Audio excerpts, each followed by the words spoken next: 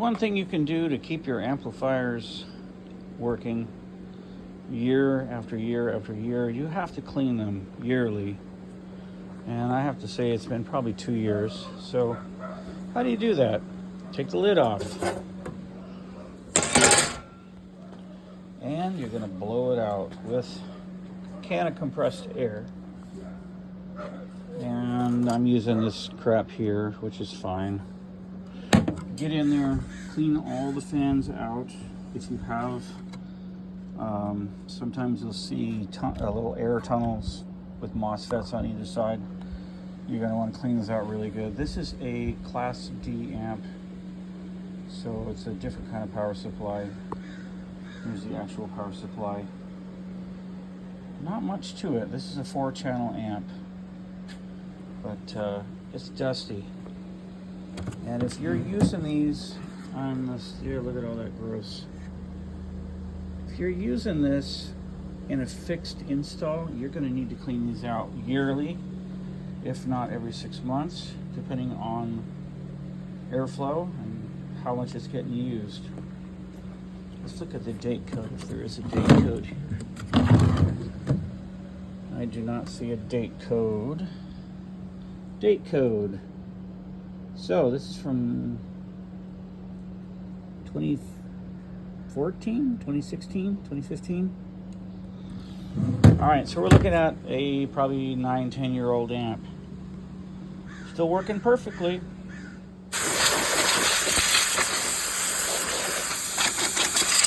We're going to go top to bottom.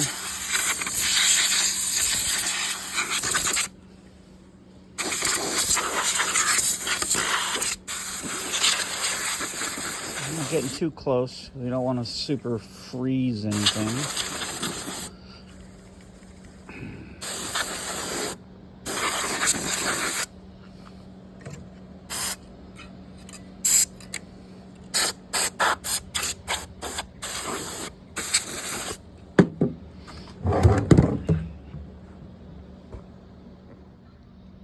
The fans, of course, pretty dirty. Might be worth it to take these covers off and clean them out.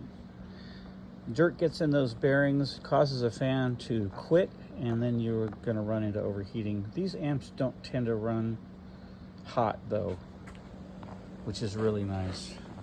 Not sure why. Continuing on here with the fans removed. They don't come out all the way. You can see down in there how much dirt. We'll put some air underneath. You can see how bad it is. Yeah, pretty gross. Lots of dust bunnies. Lots of dust bunnies. Last thing before I put the cover on it. Before we put the cover on, we're going to look for a few things. We want to make sure that passageways are clean. The fans are relatively clean. They spin freely. No issues. We're looking for airways to be clean. We don't want anything blocking these airways. Very, very important. Looking for any dust bunnies that have been blown out. Make sure they're not hanging around. They're going to gunk anything up. This amplifier has fairly good airflow too. Do have a little bit of dust on these caps here, which we'll have to clean off a little more. But we're also looking for caps that look swollen or distorted. Anything that looks unusual, we're going to want to have it serviced. This is not stuff you can just do yourself. Looking for ribbon cables. Make sure they're seated properly. Make sure all the joints are seated properly. Everything here is seated, like nothing's come on half done. Looking for the input side. Here's our input power. I want to make sure those are intact.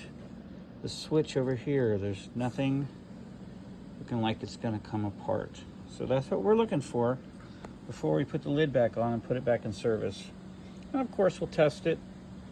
Make sure we have signal, make sure it's amplifying correctly, sounds okay.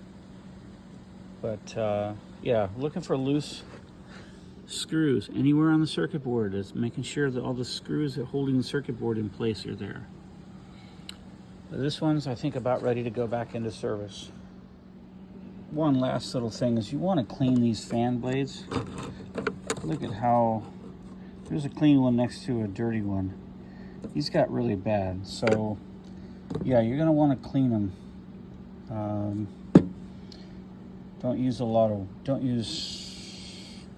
Don't spray water on it, I guess is what I'm trying to say. But just, you know, paper towel with a little bit of water. Clean them off.